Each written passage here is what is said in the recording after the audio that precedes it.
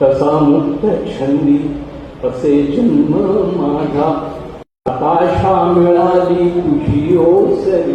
तर आजही आहेत अभिवाचनाच्या स्पर्धा आणि आज माझ्यासोबत तेजू पण येते आणि ही आहे स्पर्धकांची गर्दी. बरं, माझी ड्युटी आजही रजिस्ट्रेशन काउंटरवरतीच आहे आणि आज माझा खाऊ पुरवठा मंत्री पण आलाय. बरं, आजच्या स्पर्धेत आमच्या रमाबाईंनी सुद्धा भाग घेतलाय, त्यामुळे एका हॉल मधली तयारी आवरून मी ताबडतोब गेले लहान मुलांची सादरीकरण ऐकायला. आणि आमचे परीक्षक बघा, शब्दशः डाऊन टू अर्थ.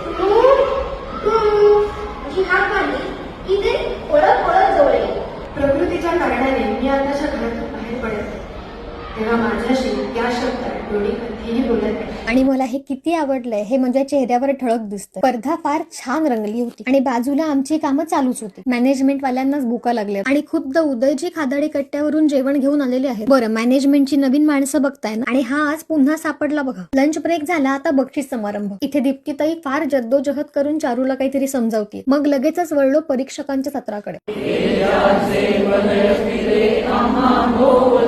आणि आता फायनली बक्षीस समारंभ. बरं, आज मी जास्त एक्साइटेड आहे कारण आज आमच्या रमाबाई सुद्धा स्पर्धेत होत्या आणि फायनली आमच्या रमाबाईंचा पहिला नंबर आला. आणि रमासाठी मला तितका आनंद होतो जितका मला स्वतःसाठीही होत नाही. She is literally piece of my heart. प्रत्युषनेही पहिल्याच प्रयत्नात नंबर पटकावला आणि सगळं आवरून मी आले नाट्यगृहात सेटची तयारी बघायला. खाली फेरी मारली तर काका मुलांची शाळा घेत होते. मग माझी शाळा घेण्यापूर्वी मी लगेच घरी पळाले आणि फ्रेश होऊन पुन्हा नाट्यगृहात येऊन माझ्या सगळ्या मैत्रिणींना भेटले. सगळ्यांच्या तोंडावर मोबाईलचे उजेड. पुस्तकांकडे पण फार गर्दी होती आणि सुरू झालं रुंगली रुंगली यॉट. कदाचित कवीच्या भाळी जास्त मोठे भाग्य लिहिले असेलही, पण त्यासाठी कवीचे भाळ घेऊन जन्माला यावे लागते.